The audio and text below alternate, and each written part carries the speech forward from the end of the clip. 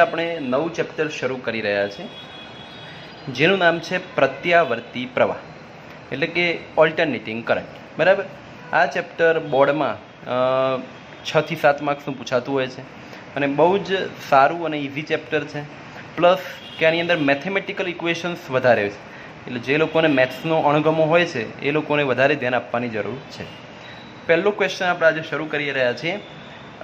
પહેલો ક્વેશ્ચન જ એવો છે કે જે બહુ રિલેટેડ નથી આખા ચેપ્ટરને. પછી બીજા નંબરના ક્વેશ્ચનથી બધા જ ક્વેશ્ચન એકબીજા જોડે સંબંધિત છે. બરાબર. એટલે પહેલો ક્વેશ્ચન આજે આપણે જોઈ લઈએ. ક્વેશ્ચન છે કે પાવર ટ્રાન્સમિશન અને વિતરણ માટે ટ્રાન્સફોર્મરની જરૂરિયાત જણાવો. એટલે આપણે આખો ક્વેશ્ચન મેં ટ્રાન્સફોર્મરનો લખી કાઢેલો છે, પરંતુ આપણે 1 બાય 1 જોઈએ છીએ કે કદાચ 2 માર્ક્સમાં પણ શું પૂછાઈ શકે છે, 4માં શું પૂછાઈ શકે છે, એવી રીતે.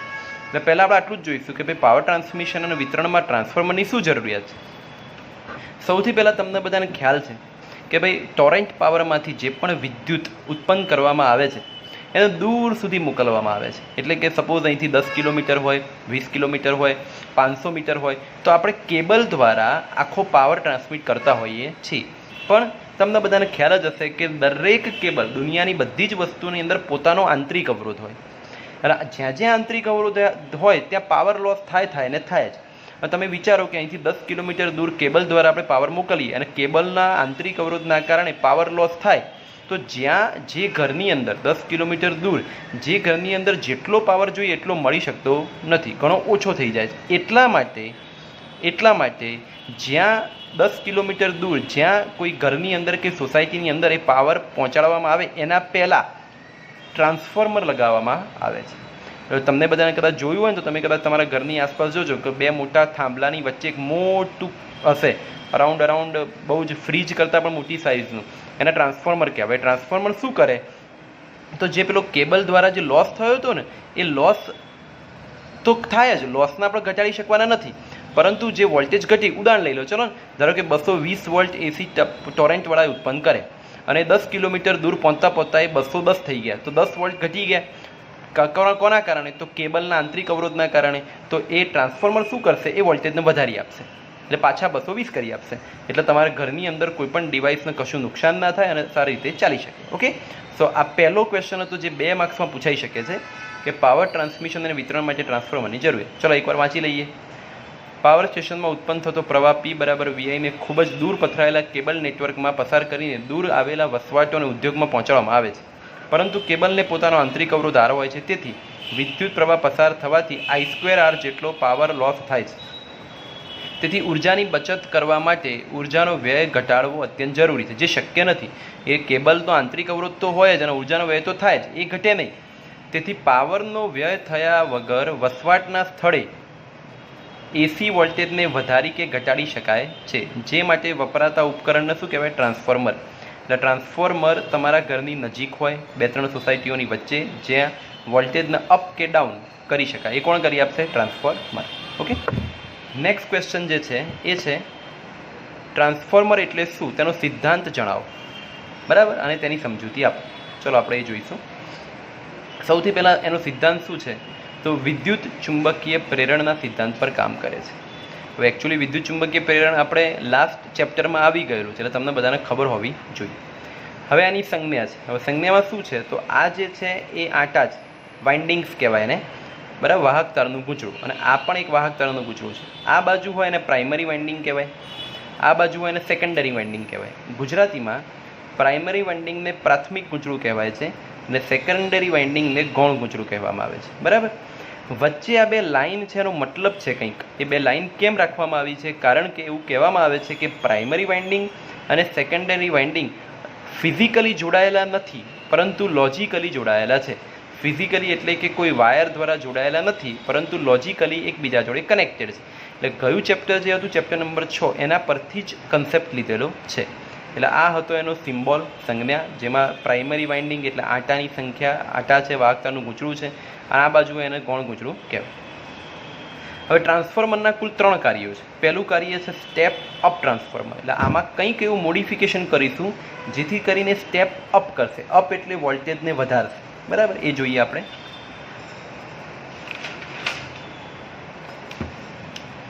જુઓ, આ જે ફિગર છે એ સ્ટેપ અપની છે. કેવી રીતે ખબર પડે? તો જો પ્રાઇમરી સાઈડ આંટાની સંખ્યા ઓછી છે અને સેકન્ડરી સાઈડ આંટાની સંખ્યા વધારે છે. જ્યારે પણ આવું હોય કે પ્રાઇમરી કરતાં સેકન્ડરીમાં આંટાની સંખ્યા વધારે હોય તો તેને સ્ટેપ અપ ટ્રાન્સફોર્મર કહેવાય છે. આને કારણે વોલ્ટેજ વધે કેવી રીતે? તો તમને શોર્ટમાં સમજાવું કે આમાં પ્રવાહ જવાનો, એમ સમજો કે 10 કિલોમીટર દૂર તમારા ઘરમાં પહોંચતા પહેલાં જે પ્રવાહ ઓછો થયેલો પ્રવાહ એ આમાં જશે.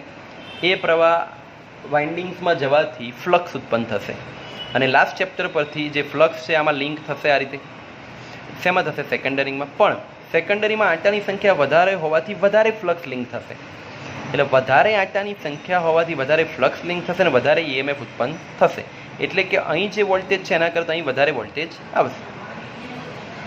પછી છે step down transformer. Step down transformer એટલે શું? તો આ પ્રાઇમરી વાઇન્ડિંગ છે ને આ સેકન્ડરી વાઇન્ડિંગ છે.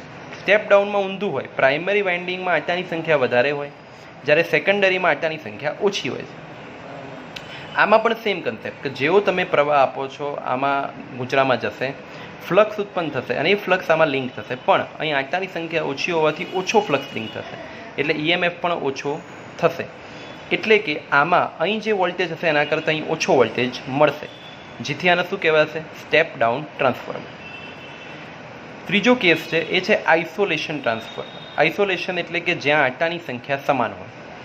એટલે યાદ રાખજો, જ્યારે પણ પ્રાઇમરી અને સેકન્ડરીમાં આંટાની સંખ્યા વધારે હોય ત્યારે એવા ટ્રાન્સફોર્મરને આઇસોલેશન ટ્રાન્સફોર્મર કહે છે. ક્યાં કામ લાગે? તો આનું કામ વોલ્ટેજ વધારવાનું કે ઘટાડવાનું નથી, પરંતુ ઘણીવાર ઇનપુટ વોલ્ટેજની અંદર કોઈ સ્પાઇક આવી જાય. સ્પાઇક એટલે આ ઇનપુટ તમારો AC સિગ્નલ, પણ અચાનક જો આવું કંઈક થઈ જાય તો તમારા ઘરના બધા ડિવાઇસ બળી જાય. એ બળી ન જાય એના માટે આઇસોલેશન મૂકવામાં આવે છે, જેથી કરીને ટ્રાન્સફોર્મર બધો લોડ સહન કરી લે અને આ વસ્તુ કાઢી નાખે, જેથી કરીને તમારી ઘરના દરેક સાધનો સચવાઈ જાય. બરાબર? એ આઇસોલેશન ટ્રાન્સફોર્મરનું કામ છે. હવે આપણે કાર્યપદ્ધતિ જોઈશું કે ટ્રાન્સફોર્મરની કાર્યપદ્ધતિ શું છે. હવે આ રિયલ ફિગર છે કે લોખંડનું લંબચોરસ કે ચોરસ એવું લાકડાનું કે લોખંડનું લઈ શકો છો. ત્યાં તમે આંટા વીંટાળવાના હોય છે. આ પ્રાઇમરી છે ને સેકન્ડરી છે. આ તમારું AC સિગ્નલ ઇનપુટ જે તમારા પ્રાઇમરીમાં આપશો એના કારણે લિંક થશે નહીં, તમને આઉટપુટ મળશે. લોખંડના લંબચોરસ કે ચોરસ પર વાહક તારના બે ગૂંચળા એકબીજાની નજીક વીંટાળવામાં આવે છે. બે આંટામાં એક ગૂંચળાને પ્રાથમિક ગૂંચળું અને બીજા ગૂંચળાને ગૌણ ગૂંચળું કહે છે. ગૌણ ગૂંચળું અને પ્રાથમિક ગૂંચળા સાથે સંકળાયેલ ચુંબકીય ફ્લક્સ અનુક્રમે φs અને φp. જો ફ્લક્સના નામ આપી દીધા કે ભાઈ સેકન્ડરી સાઈડ જો ફ્લક્સ મળે તેને φs કહેવાય અને પ્રાઇમરી સાઈડ મળે એને φp કહેવાય. તેમજ આંટાની સંખ્યા નામ આપ્યું. NS એટલે સેકન્ડરી સાઈડ આંટાની સંખ્યા, NP એટલે પ્રાઇમરી સાઈડ આંટાની સંખ્યા. અને હંમેશા ફ્લક્સના સમપ્રમાણમાં હોય. યાદ રાખજો, જેટલો આંટા વધારે એટલો વધારે ફ્લક્સ લિંક થાય, જેટલા આંટા ઓછા એટલો ઓછો ફ્લક્સ લિંક થાય. એટલે કે φ ચલે છે N. એના પરથી આપણે આ સૂત્ર બનાવી શકીએ φs/φp બરાબર NS/NP. એટલે SSPP. હવે લાસ્ટ ચેપ્ટર પછી તમને બધાને ખ્યાલ જ છે કે ભાઈ ફેરાડેનો નિયમનો ઉપયોગ કરો તો EMF ઉત્પન્ન થાય. તો અહીં લખ્યું છે EP. EP એટલે પ્રાઇમરી સાઈડ ઉત્પન્ન થતું EP EMF બરાબર -dφ/dt. પણ અહીં P લખી કાઢ્યો કારણ કે પ્રાઇમરી સાઈડ છે. એવી જ રીતે સેકન્ડરી સાઈડ ES બરાબર -dφs/dt. હવે આની અંદરથી φsના સૂત્રનો કરતા બનાવો એટલે φp અહીં ગુણ્યા આવી ગયું. બંને બાજુ વિકલન કરીએ આપણે. તો જો φનું વિકલન dφs/dt, φpનું dφ/dt.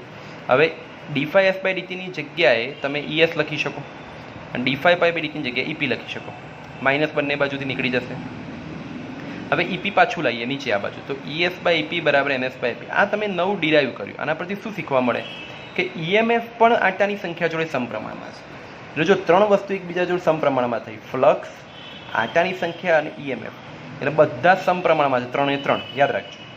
હવે આ બંનેને એક નામ આપ્યું છે R, જેને કહેવાય ટ્રાન્સફોર્મેશન રેશિયો. શું કહેવાશે? Transformation ratio. હવે જો આ ટ્રાન્સફોર્મેશન રેશિયો >1 હોય, >1 એટલે તમે વિચારી શકો છો કે NS/NP >1 લખાય. જો આવું લઈએ તો બરાબર, આ બંને સરખા છે ને, કારણ કે બરાબર R ધાર્યું છે એટલા માટે. તો R >1 એટલે Rની જગ્યાએ તમે NS/NP લખી લો. હવે NS NP આ બાદ જશે. તો આનો મતલબ શું થયું કે સેકન્ડરી સાઈડ આંટાની સંખ્યા વધારે છે. હવે તમને બધાને ખબર છે કે સેકન્ડરી સાઈડ આંટાની સંખ્યા વધારે હોય તો કયો ટ્રાન્સફોર્મર હોય? Step up. એટલે એનો મતલબ કે આ કન્ડિશન સ્ટેપ અપ માટે છે. બરાબર? એવી જ રીતે સપોઝ આર લેસ દેન 1 હોય તો તમે NS/NP મૂકશો ત્યાં, તો લેસ દેન 1, NP આમ જશે એટલે NS આમ, તો એનો મતલબ કે અહીં પ્રાઇમરીના આંટાની સંખ્યા વધી ગઈ. તો આ કયું હોય? Step down. એટલે યાદ રાખજો, આ સ્ટેપ ડાઉન માટે છે અને આ સ્ટેપ અપ માટે છે. બરાબર, જોઈએ પાછળ. જો જોઈ શકો છો, આર શું છે? Transformation ratio. ગ્રેટર દેન 1 તો સ્ટેપ અપ, લેસ દેન 1 તો સ્ટેપ ડાઉન. હવે એવું હાઇપોથેટિકલી વિચારીએ કે ટ્રાન્સફોર્મરમાં ઉર્જાનો વ્યય થતો નથી. એકચ્યુઅલી આવું કદી શક્ય બને નહીં. ઉર્જાનો વ્યય થાય પણ જેવું ધારી લઈએ તો ઇનપુટ પાવર બરાબર આઉટપુટ પાવર થાય. એટલે પાવરમાં કોઈ પણ પ્રકારનો લોસ મળે નહીં. જેટલો ઇનપુટ હોય એટલો જ આઉટપુટ મળે. તો પાવરનું સૂત્ર તમને બધાને P = VI ખ્યાલ છે, અને P = VIની જગ્યાએ EI પણ લખી શકાય. તો એના પરથી ES IS અને EP IP બંને સામે સરખાઈ દીધા, કારણ કે એવું થાય છે. પાછો EP નીચે લઈ લો તો EP નીચે IS આ બાદ જશે. તો અહીં ધ્યાનમાં રાખવા જેવી બાબત છે, મોસ્ટ ઇમ્પોર્ટન્ટ, અહીં વ્યસ્ત પ્રમાણનો સંબંધ મળ્યો. એટલે કે S અને P એટલે કે EMF અને પ્રવાહનો સંબંધ ઊંધો છે. તો એના પરથી એક જનરલ સૂત્ર લખ્યું છે, જેમાં મેં આ વસ્તુ હાઇલાઇટ કરી છે. કેમ? કારણ કે આંટાની સંખ્યા, ફ્લક્સ અને EMF ત્રણેય સમપ્રમાણમાં છે, પણ જે પ્રવાહ છે વ્યસ્ત પ્રમાણમાં છે. આ તમે MCQ અને VSQ સોલ્વ કરવા માટે ખાસ ધ્યાનમાં રાખજો. એટલે આ હતી ટ્રાન્સફોર્મરની આખી થિયરી. જેવી રીતે એક્ઝામમાં પૂછાય એવી રીતે તમારે આમાંથી લખી શકાશે. બરાબર, ચાલો, થેન્ક યુ.